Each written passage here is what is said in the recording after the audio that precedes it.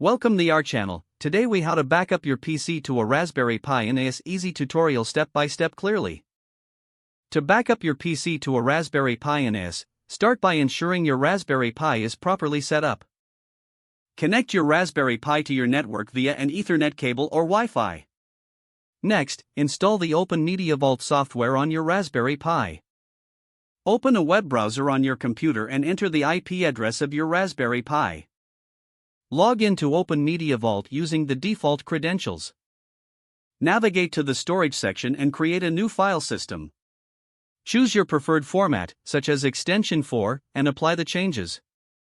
Next, create a shared folder under the Shared Folders tab. Set the permissions you want for this folder. Make sure to note the path to your shared folder for later use. Now, in the Services section, enable the SMB/CIFS service. This will allow your PC to access the shared folder on the Raspberry Pi. Save your changes and restart the SMB service. On your Windows PC, open File Explorer and enter the network path of your Raspberry Pi. You should see the shared folder you created earlier. Open the shared folder to ensure you can access it. Now, let's set up the backup on your PC. On your PC, search for Backup Settings in the Start menu. Choose Backup File History from the options. In the Backup settings, select Add a Drive and locate the shared folder on your Raspberry Pi. Choose the folder and confirm it as your backup destination.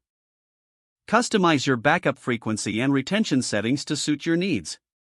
Save your backup settings and initiate the first backup. Monitor the progress to confirm that files are being transferred successfully.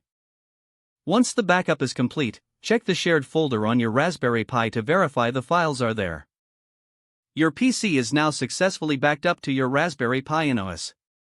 Remember to regularly check your backup settings and perform updates as necessary. If the page does not load, refresh the browser or try again in a private or incognito window. Don't forget to like this video and subscribe to our channel for more step-by-step tech guides.